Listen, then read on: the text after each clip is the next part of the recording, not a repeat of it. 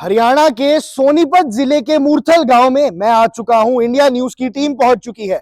जी हां, मूर्थल का ये धाम है नागे वाले बाबा धाम। यहाँ पिछले कई वर्षों से साधु आराधना करते आए हैं। तो आइए हम जानेंगे कि रामलला की स्थापना पे वो कितने उत्सुक हैं और उनका क्या कहना है इस पे।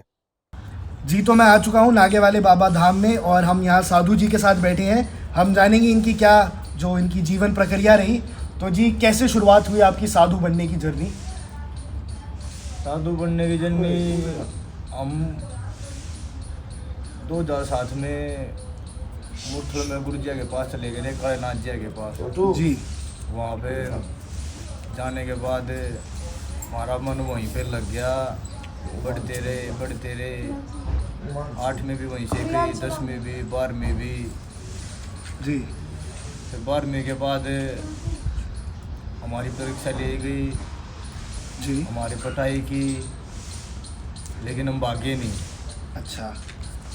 फिर 7 दिन के बाद, 1 हफ्ते के बाद हमको शिष्य बना लिया गया। हमको बाणा दिया गया, साधु के रूप में बनाया गया जी। हमको दूसरा नाम दिया गया मशान नाथ। अच्छा जी, मशान नाथ जी नाम। पहले हमारा नाम प्रदीप था, फिर हमारा नाम बदल कर मशान नाथ रख दिया गया।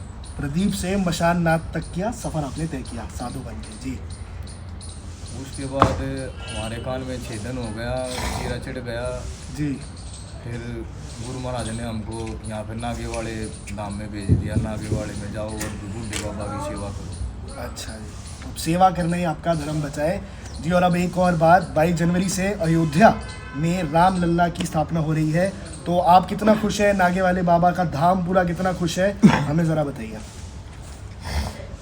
हम भी खुश हैं, हमारे यहाँ के भी जितने भी साधु हैं वो भी खुश हैं, जितने भी यात्री आते हैं, हमारे भगत आते हैं, वो भी बहुत खुश हैं। 22 जनवरी को रामलला आ रहे हैं और बहुत खुशी का माहौल होगा। उस दिन दिवाली मनाएंगे, पटाखे जलाएंगे जी जी। और सभी को बधाई देंगे जी, सभी को बधाई देंगे। बहुत ही खुशी का माहौल होगा। साधु महाराज हो या कोई आम इंसान, 22 जनवरी का दिन जब रामलला आएंगे सबके लिए बहुत ही खुश भरा होगा, बहुत ही खुशी होगी। और जैसा कि ये भी बता रहे हैं कि हर जगह दीपावली का माहौल होगा और साधुओं के लिए तो खासकर। 5 बावरी और नागे वाले बाबा की कहानी जो सारे हरियाणा को पता होनी चाहिए, एक बार आइए हम जरा साधु जी के मुंह से सुनते हैं। ये नागे बाबा और 5 बावरिया की कहानी है। ये मुगल राज होया करता, जिस टाइम पे दिल्ली के अंदर ये चोरी करने के लिए जा रहे थे 500 बावरी। अच्छा जी। तो वहाँ पे उन्होंने एक लड़की की आवाज़ सुनाई थी, बचाओ बचाओ। तो इन्होंने उसकी सहायता। कौन कर रहा था जुल्म? ये मुगल राज अत्याचार करते हिंदुआ पे। अच्छा, हिंदुओं पे जब मुगल अत्याचार करा करते तब की बात है ये। तब की बात है ये। तो 500 बावरियों ने उनको ये बोला, ये हमारे धर्म की बाण है, इसको मत छेड़ो, इसको मत तंग करो। अच्छा। तो वो वहाँ से लड़ते लड़ते औरंगजेब के साथ मूर्थल तक पैदल लड़ाई करते करते आ गए। और यहाँ पे जंगल होता था बहुत बड़ा।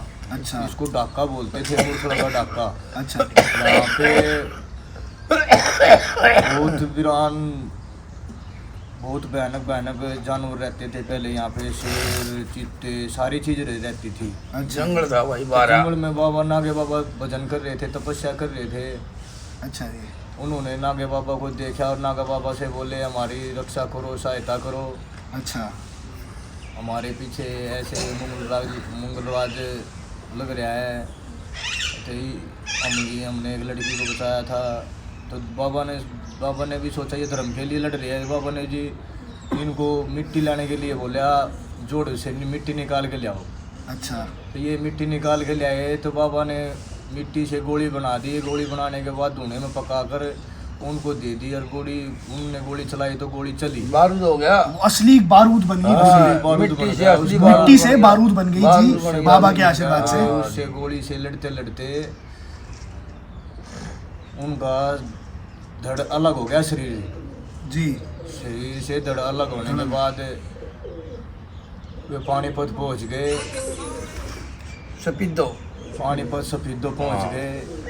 तो वहाँ पे जब उनका शीश वो था, धड़ वहाँ शीश समा दड़वा समाज सर यहाँ है, शीश तो सर यहाँ यहाँ है, दड़वा है। देखिए कि शीश जो था वो यहाँ समा गया मूर्थल में, नागे वाले बाबा धाम में, और जो धड़ है वो यहाँ से कई कोसों दूर लड़ता लड़ता लड़ता लड़ता पानीपत को भी पार कर गया, सफीदों को भी पार कर गया, सफेदों में ही है। और सफीदों में ही वहाँ पर उनका जो शरीर था वो वहाँ पर हाँ, अपना समाप्त हो गया और वहाँ पे समाधि हो गई उनकी, लड़ाई भी खत्म हो ली और लड़ाई भी खत्म हो ली। और हाँ।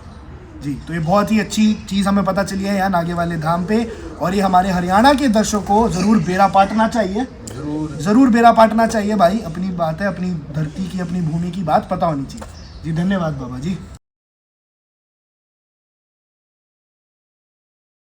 अब जैसा कि हमने देखा कि मूर्थल सिर्फ पराठे खाने की जगह नहीं है, यहाँ कई सारे साधु कई वर्षों से घोर तपस्या कर रहे हैं। यहाँ पर 12 साल खड़ी तपस्या करी थी एक साधु ने, और उन्हीं की ये समाधि है।